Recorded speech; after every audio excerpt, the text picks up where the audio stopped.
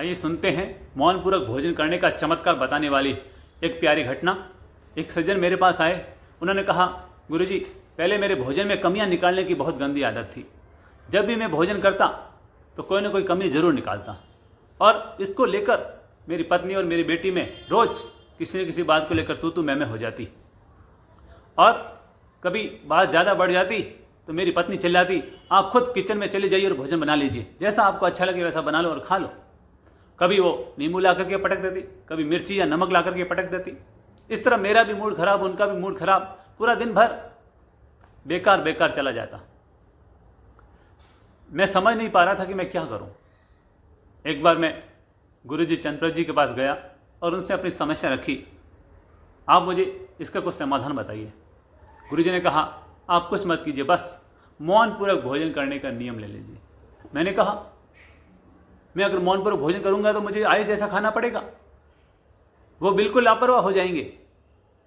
गुरुजी ने कहा, आप लेकर के तो देखिए, केवल 1 महीने तक का नियम ले लीजिए।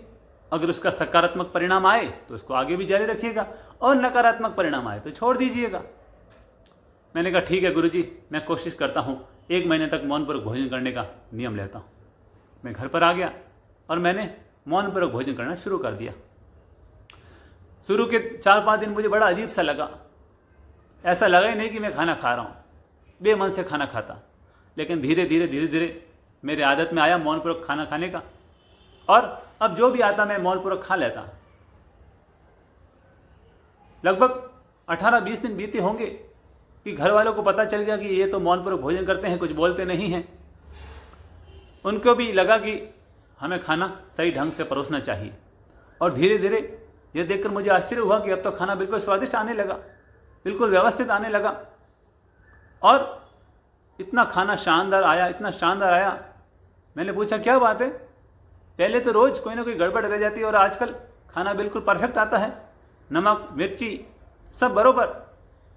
मेरी पत्नी और मेरी बेटी ने कहा, पिताजी, हमें पता चल गया कि आप मौनपूर्वक भोजन करते हैं, हम जैसा भी परोसेंगे आप खा लेंगे। तो हमें लगा कि हमें भोजन पूरा चख करके व्यवस्थित सेट करके आपको परोसना चाहिए, ताकि आप अच्छे से खाना खा सकें।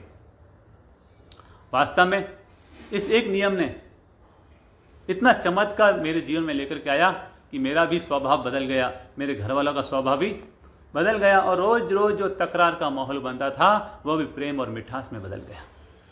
ये घटना हमें बताती है कि हमें खाना खाते समय कभी प्रतिक्रिया नहीं करनी चाहिए। जहाँ तक हो सके हमें मौनपूर्वक भोजन करने की आदत डालनी चाहिए। कभी खाने में मिर्ची ज़्यादा आ जाए तो दही मंगवा के उसमें मिक्स कर दीजिए, कभी नमक ज़्यादा हो जाए तो दूसरी सब्जी उसमें मिला लीजिए, और कभी रोटी कड़क हो जाए तो उसे दाल में मिला लीजिए, दही में मिला लीजिए, लेकिन भूल चूक कर प्रतिक्रिया मत कीजिए।